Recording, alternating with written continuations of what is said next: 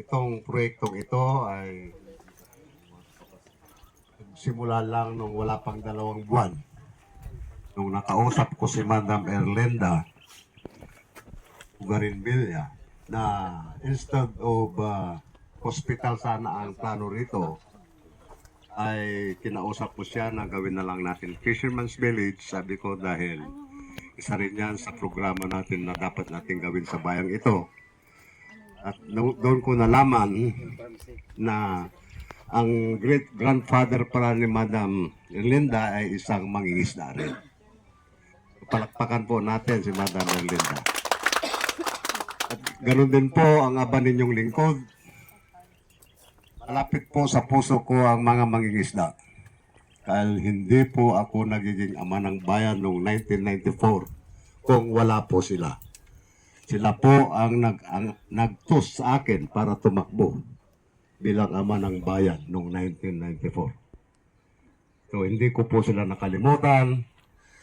Kaya nga pati yung El Pescador na negosyo ko noon na nag-umpisa, ang balak kong gawin dito noon sa ngalan ng turismo, pinangalan ko po yon at idinidicate ko yon sa mga mangingisda. Kaya ang pangalan niya ay El Pescador. Hanggang doon sa Coastal Park na ginawa ko, nandun pa rin ang isang monumento na ginawa ko, dedicated din po yon sa mga mangingisda natin. Ganyan po tayong magmahal sa mga dapat nating mahalin na mga kababayan natin. Maliliit man sila, pero kaya nilang magangat ng isang leader na pinuno para sa kanila. So hindi ko po sila makakalimutan. At may sentimento nga ako kung akong magsalita palagi. Nasa puso ko po yun na nararamdaman ko ang pagmamahal ko sa mga mangingisda. So, Madam Erlinda Bugarin, magkaroon po ng marker ang iyong great grandfather dito sa lugar na to. Maraming salamat, Madam.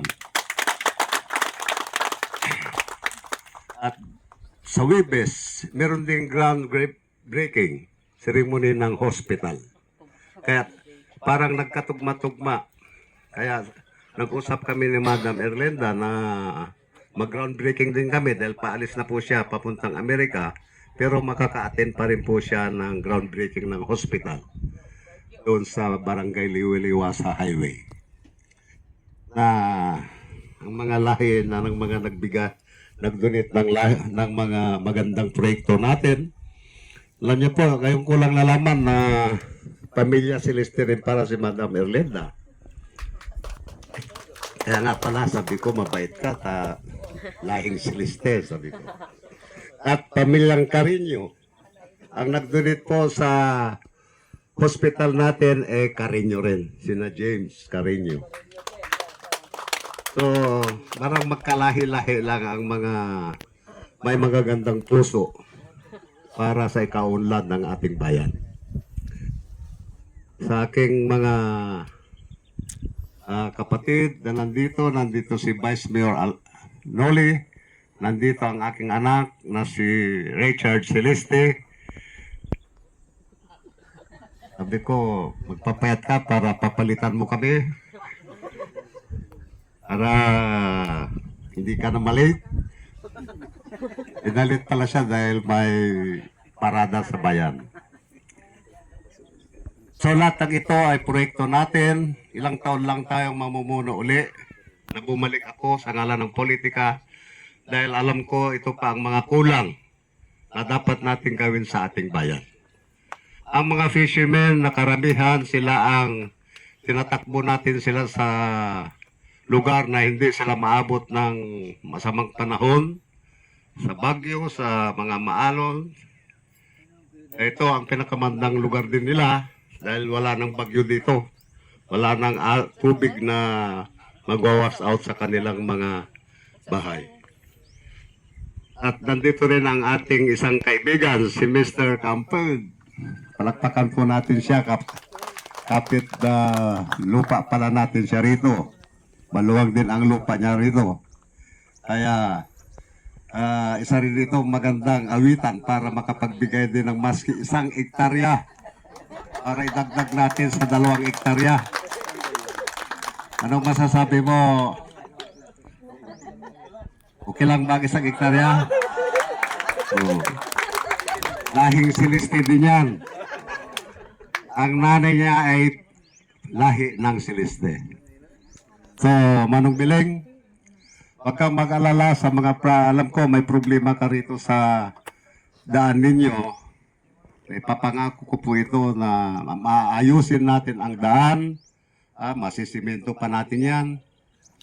Yan din naman ang pakinabang nyo sa magandang puso ninyong nagbigay ng 1 hektarya ngayon sa araw na to.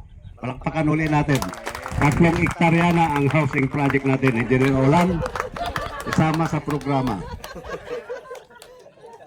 So, mga kapatid, mga mahal ko sa publiko serbisyo, nandito rin ang hipi natin, Colonel Pagaduan, ang mga kapulisan.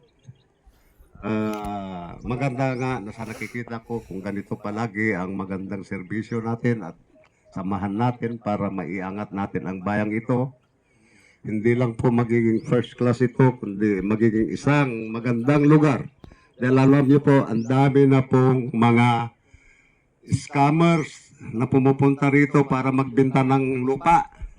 Yan ang isang gusto kong maayos natin dahil ang mga nabibiktima, mga kababayan din natin.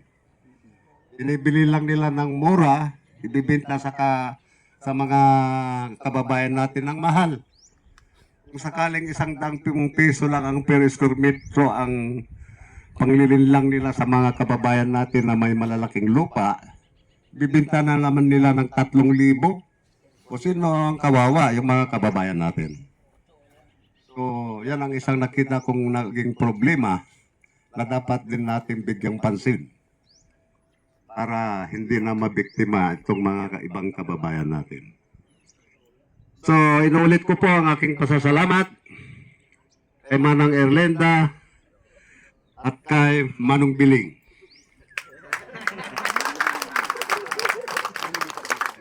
Sana po, lahat na po tayo ng mga taga-Bulinaw na nandirito, huwag po tayong madamot. Dahil ang hindi madamot, binibiyayaan po ng Diyos. Totoo po yan, naniniwala pa ako dyan. So, Manang Erlenda, sa inyong pagtanda, edad 90 na anyos na pala kayo. Si Pari Biling, mag-80, megit ka na? Ha? 83. Hindi naman natin tama nga yung prinsipyo ninyo na hindi po natin madadala ang mga lupang ito kung saan ka man pupunta. Hindi mo alam kung saan ka pupunta dahil sa pagbibigay mo ng lupang para sa mga mahirap, pupunta ka sa heaven. So, sabi ni Manang Linda, marami kang chicks, sabi niya. Pero dahil mabait po ako, antayin niyo ako sa heaven. Susunod na niya. So, hindi ko na po mapahaba ang aking mensahe.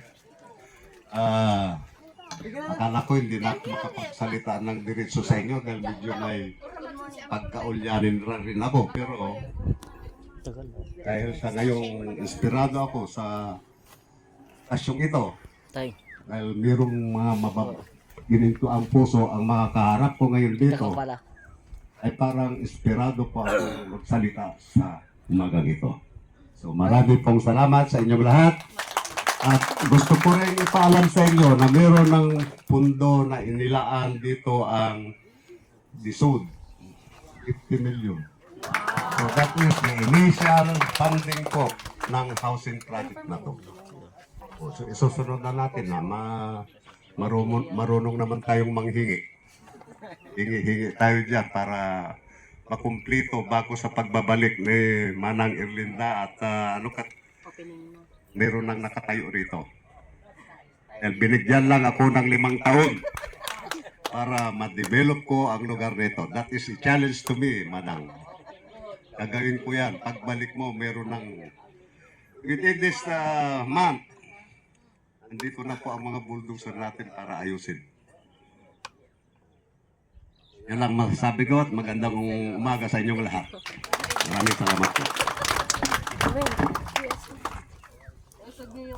Okay, thank you so much, our municipal